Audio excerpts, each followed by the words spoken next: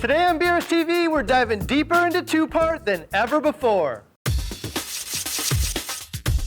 Hey guys, my name is Ryan. Welcome to another week of the BRS 160, where every week we do our best to help you guys, members of the reefing community, enjoy your tanks and find new ways to explore the hobby. We do that by following the setup and progression of this 160-gallon reef tank. This week we're going to cover the basics and science behind two-part, which is by far the easiest to understand of all the methods, advantages and disadvantages, the most popular two-part options with BRS two-part, ESV, Red Sea, Fauna Marin, various methods of dosing, common questions, and finish with a complete install on the BRS 160. A couple weeks ago we covered the importance of calcium and components of alkalinity called carbonate and their critical role in the coral's biological function, calcification, and growth.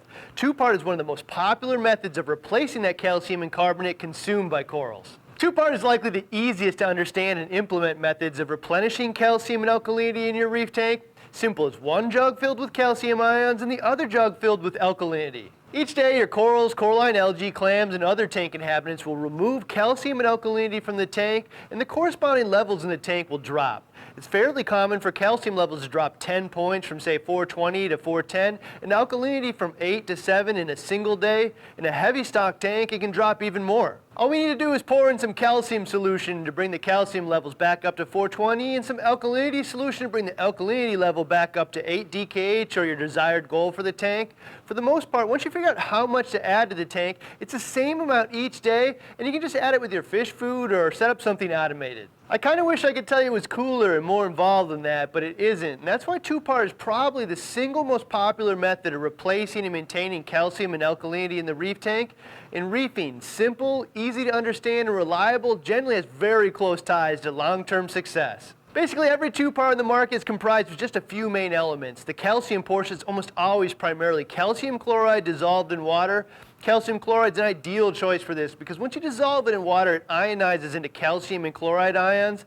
The corals use the calcium, and since chloride is the most abundant ion in seawater, it has very little effect on overall chemistry. The alkalinity portion of the two-part is typically either sodium bicarbonate, sodium carbonate, or a mix of the two dissolved in water. Again, pretty simple. When the sodium carbonate or bicarbonate dissolve in the water, it ionizes into carbonate, bicarbonate, and sodium ions. The bicarbonate and carbonate contribute to alkalinity for the corals. And again, the sodium is another major ion in seawater, so there isn't a huge impact on the overall chemistry. Biggest advantages to the two-part approach to replacing calcium and alkalinity is simplicity and low cost. For 30 bucks, you can pick up a jug of calcium chloride and sodium bicarbonate. There's also minimal equipment investment. All you really need is a couple bucks worth of jugs and measuring cups, and a reliable, safe, fully automated solution where the only real work is refilling the jugs every month or two can be implemented for just over 150 bucks. Two-part is really scalable to any size tank from 10 gallons to 500 or more. Only thing that changes is the amount you dose and the size of the holding container. 1-gallon jugs are popular for most size tanks, but you could just as easily use 5-gallon buckets to store your solution. Last benefit of two-part is the alkalinity component of many brands can have a significant elevating effect on your tank's pH, making it easier to maintain pHs closer to 8.3 where corals calcify and grow faster. There's really only one major disadvantage to two-part, and that's over time the chloride and sodium from the two parts will add to the salinity and raise it. In most cases, the effect is subtle and any decent water change schedule completely compensates for it. However, if you're the type of reefer who does a water change every few months, the salinity is going to rise. So you might want to either step up the water change frequency or size. Otherwise, kalkwasser or calcium reactor might be a better option for you. There are a few popular two-part options on the market, all of which have some unique advantages, starting with the BRS bulk two-part additives, which probably makes up 90% of the two-part we sell. Reason bulk two-part like this is so popular is simple. It's affordable and it works. For those of you that don't know, bulk reef supply started in 2007 as twopartsolution.com, which was based on sourcing bulk two-part additives and making them readily available to everyone, backed with helping fellow reefers use it with tools like the reef calculator and some videos, which were helpful as design, but production quality might not have been our greatest asset. With the reefing community's support, that quickly evolved into bulk reef supply and went beyond that with other bulk products and unique value items. The reefing community has been using BRS two-part for the better part of a a decade now. This support has allowed us to not only source some of the best materials available, but also keep them low cost as well. A $20 jug of our pharmaceutical grade calcium chloride will likely last more than a year for most reefers. The overall cost of the entire system around $5 a month for an average size tank, and only the highest demand tanks, well over 100 gallons, will exceed $10 a month. One of the other elements which sets BRS 2-part apart from some of the other retail products is it's really a 3-part product. This is because it also includes a magnesium component which is kept separate. The magnesium is a mix of magnesium sulfate and magnesium chloride, which is dosed separately but not as often. Basically, every time you completely empty your calcium and alkalinity jug, you add 20 ounces of the magnesium solution, which is probably about once a month. Most bulk 2-part users will also only use soda ash or sodium carbonate in their alkalinity component because it'll have a larger elevating effect on the pH. Most of the retail products out there are actually a mix of sodium carbonate and sodium bicarbonate, and so the effect on the pH will be more subtle. Last difference is bulk 2-part like this doesn't include trace elements, and you need to dose those separately with products like Trace Tip from HW, KZ Trace Element Complex, or any brand of strontium, or some of the trace element solutions from Red Sea or Fauna Marin.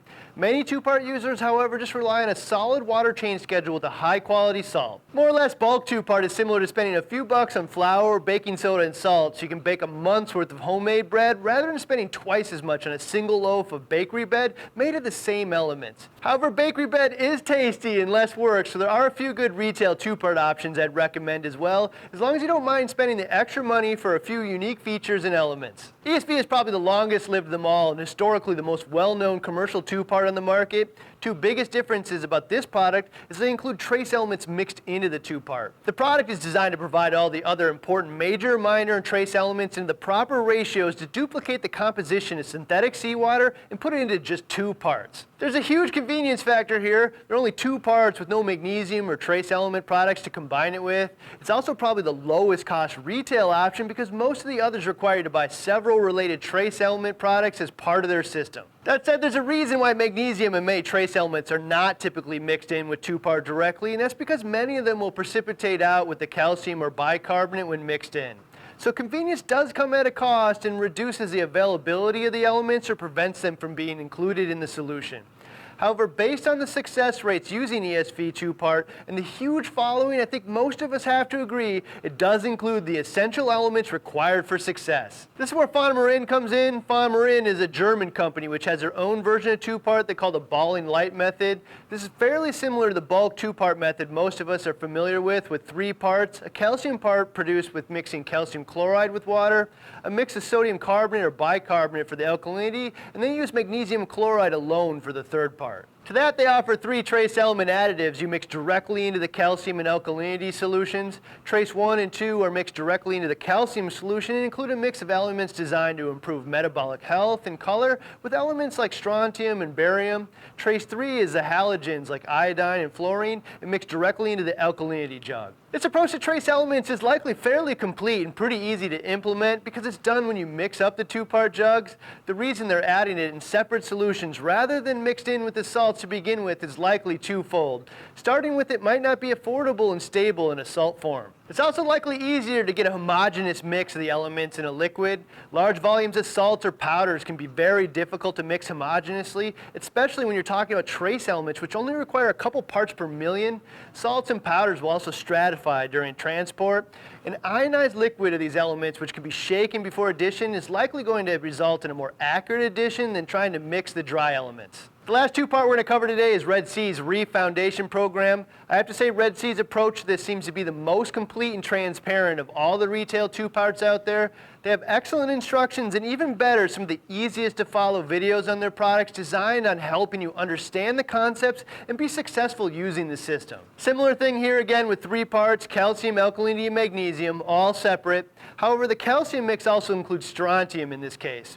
The trace element program is more goal-based than simply adding trace elements. There are 4 trace element products which are dosed in direct correlation to how much calcium and alkalinity your tank is consuming, which I also believe is an intelligent approach to trace elements. Part A is the iodine halogens mix designed to bring out the pink in corals and provide antioxidants. Part B provides potassium and boron to bring out our reds. Part C is a complex of 8 light metals that includes iron, manganese, cobalt, copper, aluminum, zinc, chrome, and nickel, all of which are required for many metabolic processes. Part D is a list of 18 elements designed to bring out purple and blue pigments. Again, by keeping them in separate solutions designed to be added individually, they minimize precipitation issues, maximize the type of elements they can use, and improve the accuracy of the overall dosing program. I really like the complete approach to trace elements Red Sea is taken here with specific goals. Rather than just telling you a blank statement, trace elements are important. Since all the basic elements are the same as bulk materials here, you can make your own bulk 2-part solutions and then add Red Sea's trace element color solutions separately. However, you'd need to add a strontium additive to the mix. I think any of the strontium products from HW, Two Little Fishes, KZ, or others would do just fine. Last bit on this, Red Sea is really the only company out there that's taken the time to combine all the most commonly used concepts in reefing and combine them into a single program that makes sense, so I might consider just following that if I were relatively new to the hobby and about to use some of their products. I just explained the Reef Foundation calcium and alkalinity component as well as the Reef coloration component with the trace elements, but they also have a coral nutrition program that provides carbohydrates and amino acids to feed the corals, as well as a carbon dosing based nutrient reduction system with the NO3PO4X. Together they call this the Reef Care program. They also have what I consider to be some of the best videos in the industry on these topics explaining how their system works and how to use it, which says a lot about the effort they put into helping their customers be successful, because none of their competitors are putting in that kind of effort. Regardless of the type or branded 2-part you use, there's 2 major methods of dosing into the tank: pouring it in by hand or using a dosing pump of some kind. There are reefers who just don't mind pouring it in manual every day, which makes it cheap to implement and maintain. And there are those of us that will do anything we can to remove daily maintenance like that. If you had a daily, you'll likely want a measuring tool capable of measuring in milliliters like one of these cheap tri-pours, graduated beakers, or something a bit nicer like the 7-piece set of liquid measuring beakers from OXO. Make sure to pour it in slow to a high flow area of the tank. I find it's best to pour it right into the intake of a high flow power head so it's quickly dispersed. Eventually most reefers will install dosing pumps. Dosing pumps will do 3 things: remove the daily hassle of doing it, improve stability because it can be dosed throughout the day and doesn't miss days like a person does, and it makes things like going on vacation super easy. All I need to do is fill my jugs, and the tank sitter doesn't need to be concerned about complex elements like calcium and alkalinity, mixing calc, or a calcium reactor. The type of dosing pump that's commonly used for this is called a peristaltic dosing pump and works by spinning some rollers around which squeeze off a section of the tube and push fluid around. Results is a highly accurate, reliable dosing system. There are 3 main types of dosers out there: simple peristaltic dosing pumps with no controller, hobby grade pumps with controllers, and more advanced quality solutions. The BRS doser is an example of a simple dosing pump we had designed specifically for this purpose and made by an Italian pump maker who specializes in high quality, reliable pumps rather than an aquarium company. Main difference between BRS doser and other options is we had the flow rate tuned down specifically for 2-part with an extremely slow 1.1 milliliter per minute, which is just a slow drip. That means you can spread out your dose over a very long period of time to minimize the impact on tank chemistry at the point of entry as well as on the entire tank. Stability is not only healthy for the tank but also prevents precipitation of the alkalinity component. BRS dosers are also one of the lowest cost options out there, which can make the decision pretty easy. To control them, use a digital timer or your controller like your Neptune Apex or Reef Keeper.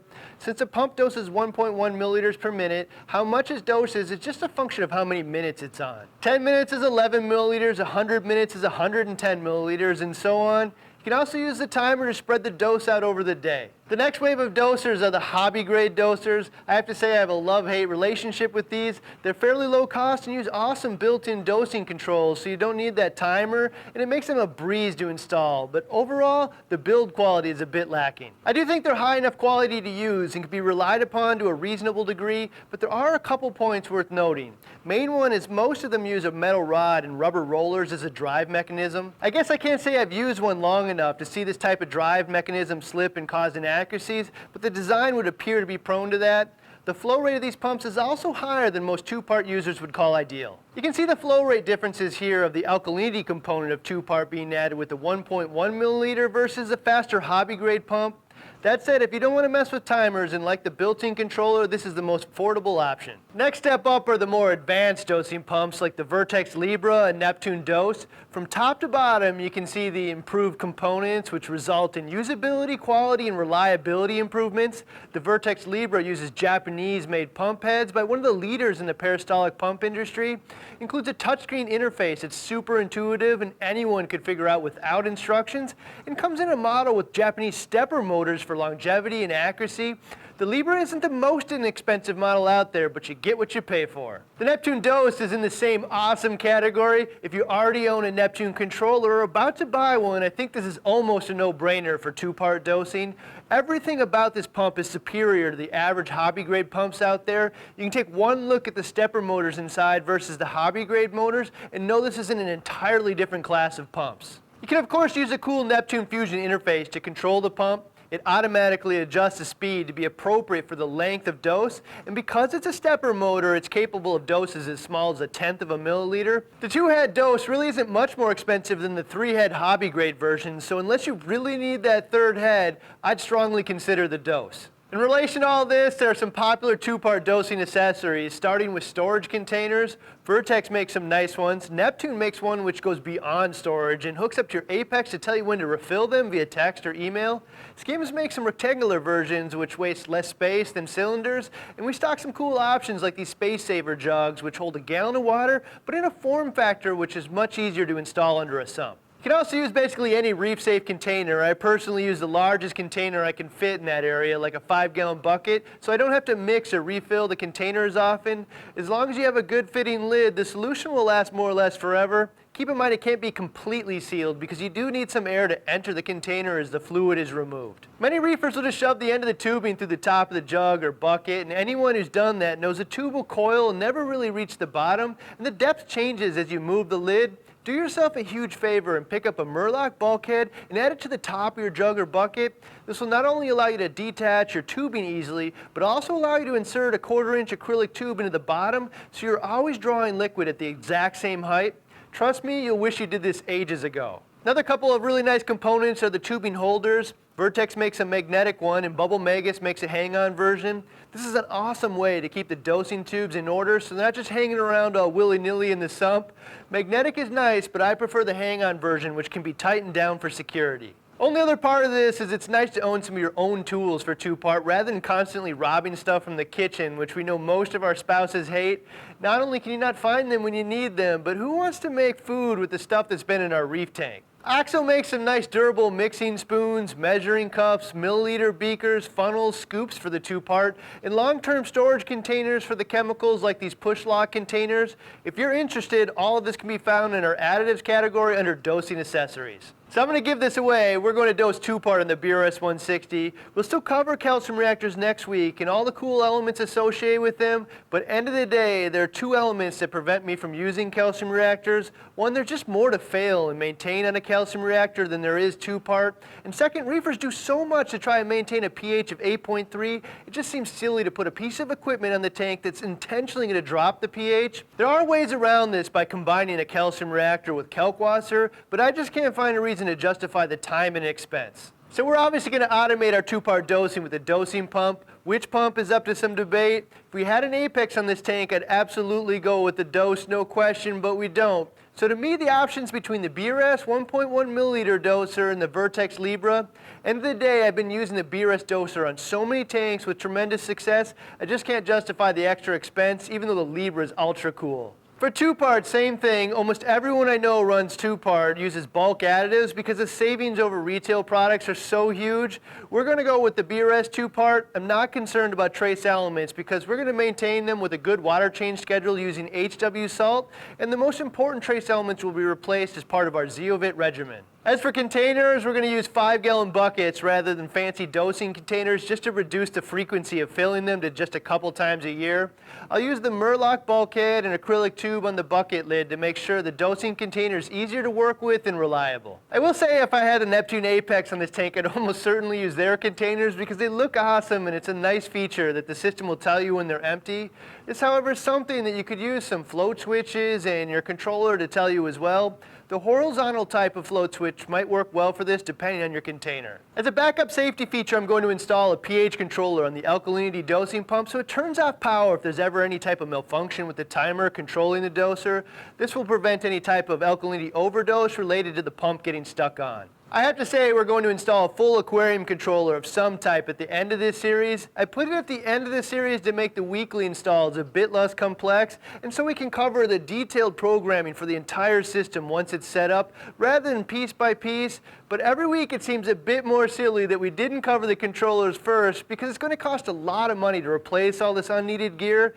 However, it pretty much also matches a progression path of most of our first reef tanks.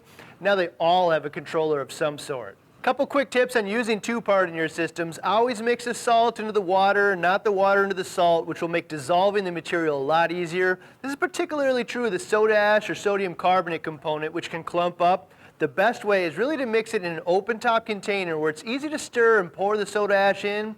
Done like this, you'll never have clumping issues. It's also pretty critical that the alkalinity component be dosed to a high flow area of the tank, or you're going to run into precipitation issues. Honestly, I don't consider any area of the sump high flow at this point, so I prefer to do one of two things. Dose directly into a high flow power head in the tank, or add an inexpensive high flow power head to the chamber of the sump where you dose and drip directly into the intake of the pump, which will prevent all the precipitation issues. Note the soda ash alkalinity component has a very high pH, so it will temporarily cause some clouding when it hits the water, but it will dissolve and clear up almost immediately as long as it's dosed to a high flow area of the tank. Most of the retail two-parts won't have the same effect because they use more bicarbonate than carbonate and have a much lower pH, so you could try those if you wanted to avoid the temporary cloud. However, most reefers prefer the high pH solution because it allows them to get closer to a pH of 8.3 with their tanks and don't mind the temporary cloud.